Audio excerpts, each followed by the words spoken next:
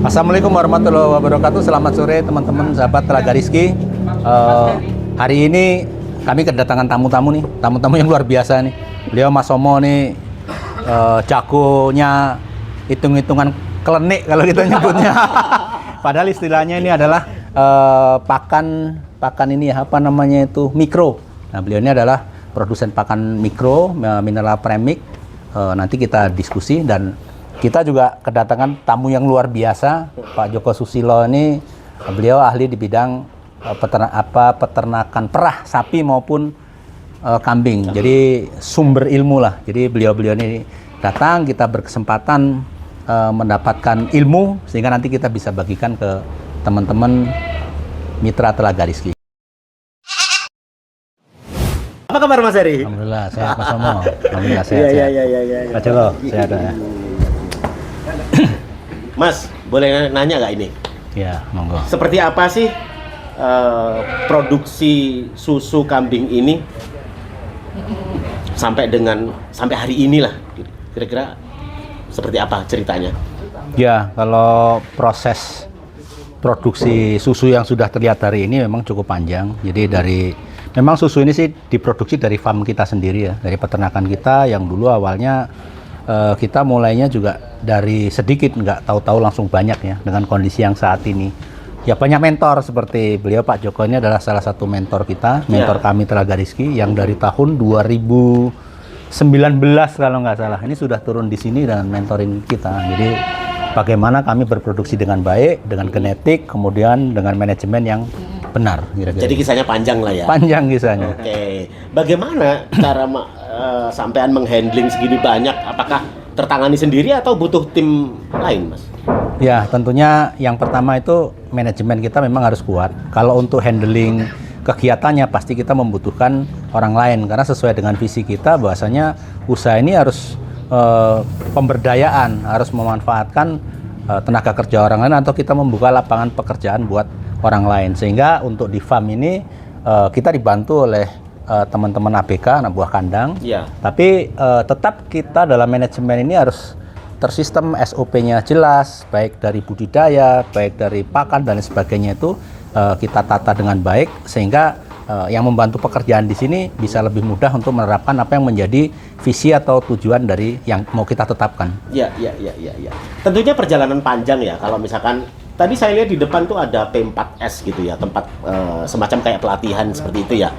Memang di sini bisa teman-teman sukses beternak yang kepengen budidaya gitu, bisa belajar di sini nggak? Ya, P4S sendiri itu adalah Pusat Pelatihan Pertanian Perdesaan Swadaya. Artinya sebuah lembaga untuk belajar yang dinaungi oleh Kementerian Pertanian. Jadi kita ada SK-nya. Sehingga di P4S Telaga Rizky ini memang tempatnya untuk praktek kerja lapangan anak-anak sekolah, PKL, baik dari SMK maupun dari perguruan tinggi. Kita melakukan MOU dengan beberapa akademisi. Kemudian juga untuk kegiatan umum, misalnya mau belajar bersama, mau pelatihan, mau magang, tentang kegiatan budidaya kambing perah dari hulu sampai hilir. Oke. Menurut Mas Heri sendiri nih, budidaya kambing perah itu tantangannya berat nggak sih? Takutnya teman-teman yang mau budidaya kambing perah ini agak takut-takut gitu kalau belum tahu ilmunya gitu. Kira-kira seperti apa? Tantangan yang paling berat dalam budidaya kambing perah ini apabila kita hanya belajar teori dan tidak melakukan. Oh gitu ya? Jadi harus action kuncinya ya? Iya. Tapi kalau kita belajar untuk melakukan, ya namanya sebuah bisnis apapun kan pasti resikonya ada. Ada dinamikanya lah. Betul, ya. tapi rumusnya tidak ada permasalahan yang tidak bisa diatasi. Ya. Jadi sehingga problematika yang ada di dalam farm, mau dari mulai pakan, mulai manajemen budidaya, kemudian pengolahan hasil produksi, perizinan dan lain sebagainya itu tetap ada tantangan, tapi itu bisa ada jalan keluarnya. Seperti tadi kita juga melakukan kegiatan belajar bersama di mana ada persoalan yang dihadapi oleh peternak kami dan mitra kami yang tidak bisa diselesaikan, kayak kami mengundang ahlinya, seperti beliau Bapak Joko Susilo kita undang bagaimana bisa mengurai, menyelesaikan, memberikan solusi apa yang menjadi permasalahan di farm Telaga Rizky dan mitra Telaga Rizky. Jadi itu teman-teman semua, action ya kan, nanti akan ada solusinya. Mas Heri, sekarang ini apakah cukup produksi ini aja atau ada hasil produk yang lain selain susu segar sama yang kemasan ini? Hari ini Telaga Rizky ini sudah memproduksi fresh milk, susu pasteurisasi, kemudian yogurt, kefir, susu probiotik, keju, dan susu bubuk. Dan produk ini juga susu bubuk ini legalnya sudah lengkap, baik halal, NKV asal izin pangan asal hewan maupun BPOM, sehingga produk ini memang sudah dipasarkan di toko modern seperti yang kemarin baru masuk adalah di Indomaret, tapi masih seluruh metro. Untuk PB seluruh Lampung dan beberapa toko oleh-oleh yang ada di Bandar Lampung maupun di metro. Iya. Saya ke Pak Joko sebentar nih. Pak Joko, sebenarnya kalau untuk dari fresh ke yang seperti ini, apakah ada penurunan semacam kayak fungsi gitu Pak? Kira-kira berapa persen kalau ada penurunan Pak? Nah, untuk proses-proses dari susu segar kemudian menjadi serbuk seperti ini, powder atau skim seperti ini, prosesnya cukup panjang. Nah, justru malah Pak Heri yang paham itu. Kalau terkait dengan nutrisi segala macam kita, itu Pak Heri mau Pak? Kira-kira Pak? Gimana Mas Heri? Betul. Jadi kalau ini kita membuat susu bubuk ini kan berdasarkan kondisi pasar sebetulnya.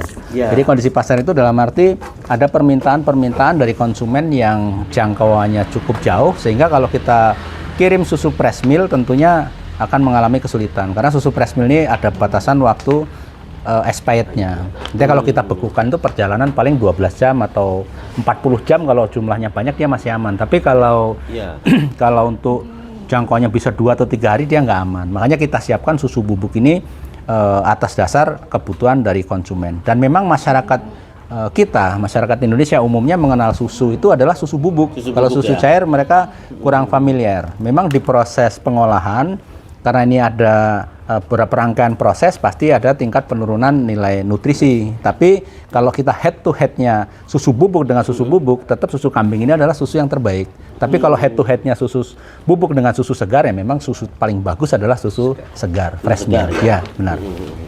Mas Heri, untuk peternakan Mas Heri sendiri, pencapaian apa sih yang sudah dicapai ya?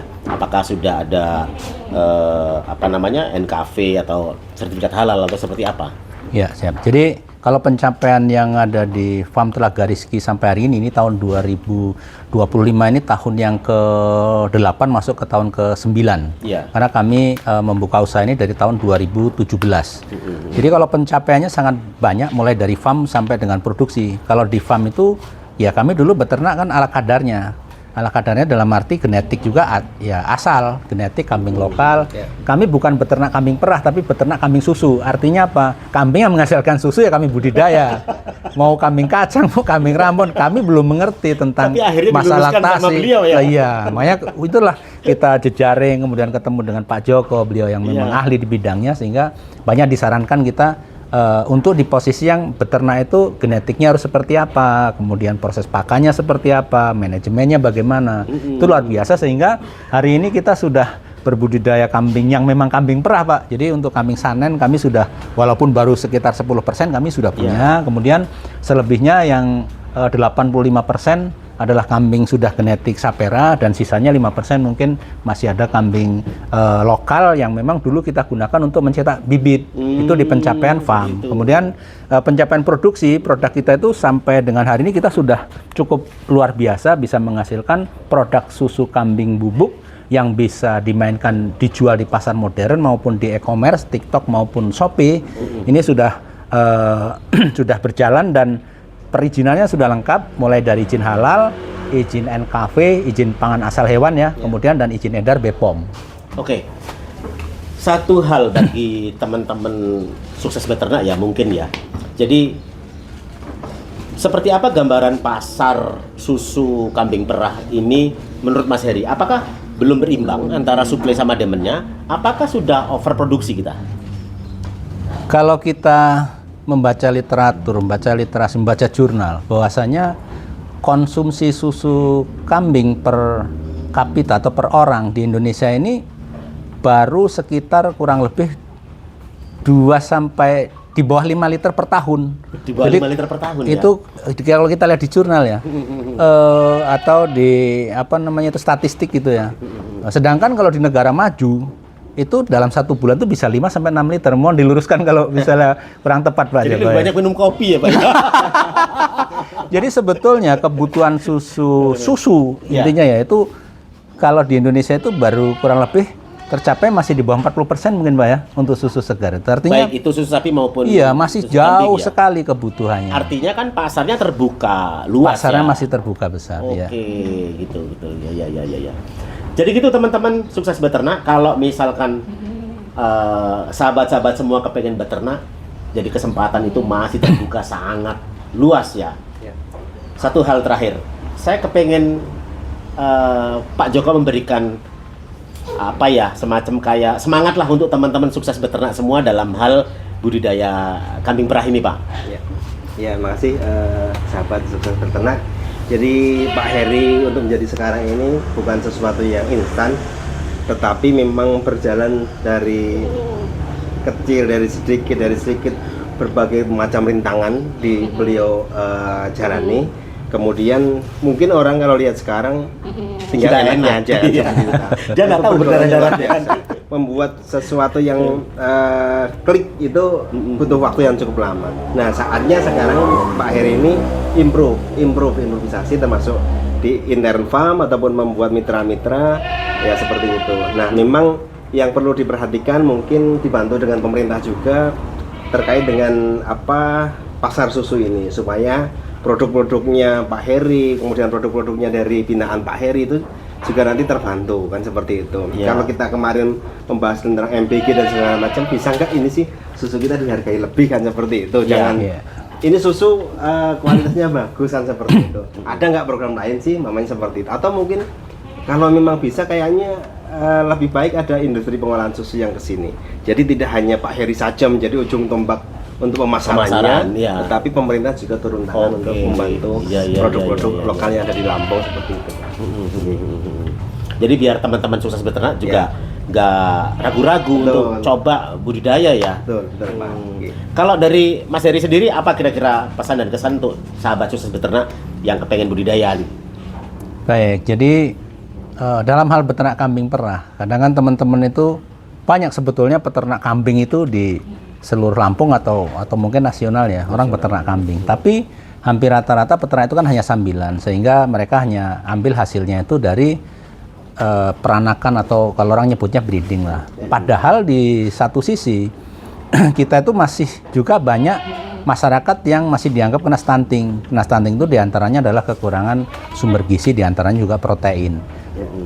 Banyak peternak kambing yang sebetulnya sudah mampu menghasilkan makanan bergizi sendiri atau protein yang tinggi tapi tidak dimanfaatkan. Ya bisa jadi masyarakat itu belum atau peternak itu belum terlalu familiar atau paham mengenai bagaimana cara budidaya kambing perah.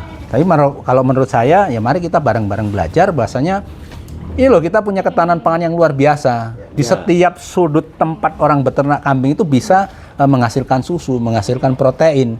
Jadi jangan sampai beternak kambing tapi kita stunting kan lucu gitu kan. Jadi ayo teman-teman di sukses ternak untuk apa namanya kita berbudidaya kambing perah sehingga kita bisa mensupport program pemerintah terutama makan bergizi seperti yang disampaikan Pak Joko tadi sehingga kalau kita rame-rame nih mungkin pemerintah kan bisa lebih mendengar dan memperhatikan kita sehingga serapan produk susu ini bisa menjadi salah satu bagian untuk mengikuti program yang sudah ditetapkan oleh pemerintah. Kemudian pencapaian produksi produk kita itu sampai dengan hari ini kita sudah cukup luar biasa bisa menghasilkan produk susu kambing bubuk yang bisa dimainkan dijual di pasar modern maupun di e-commerce, TikTok maupun Shopee. Ini sudah sudah berjalan dan perizinannya sudah lengkap mulai dari izin halal, izin NKV, izin pangan asal hewan ya, kemudian dan izin edar BPOM. Oke. Satu hal bagi teman-teman sukses beternak ya mungkin ya. Jadi seperti apa gambaran pasar susu kambing perah ini menurut Mas Heri? Apakah belum berimbang antara suplai sama demand-nya? Apakah sudah overproduksi kita? Kalau kita membaca literatur, membaca literasi, membaca jurnal, bahwasanya konsumsi susu kambing per kapita atau per orang di Indonesia ini baru sekitar kurang lebih 2 sampai di bawah 5 liter per tahun. Di bawah 5 liter per tahun itu, ya? Kalau kita lihat di jurnal ya, atau di apa namanya itu statistik gitu ya. Sedangkan kalau di negara maju itu dalam 1 bulan itu bisa 5 sampai 6 liter. Mohon diluruskan kalau misalnya kurang tepat Pak. Jadi lebih banyak minum kopi ya Pak. Jadi sebetulnya kebutuhan susu intinya ya itu kalau di Indonesia itu baru kurang lebih tercapai masih di bawah 40% mungkin Pak ya untuk susu segar. Itu artinya baik itu susu sapi maupun iya masih susu jauh kambing, ya? sekali kebutuhannya. Artinya kan pasarnya terbuka luas. Pasarnya ya? masih terbuka besar. Oke, Ya. gitu ya. Jadi gitu teman-teman sukses beternak. Kalau misalkan sahabat-sahabat semua kepengen beternak, jadi kesempatan itu masih terbuka sangat luas ya.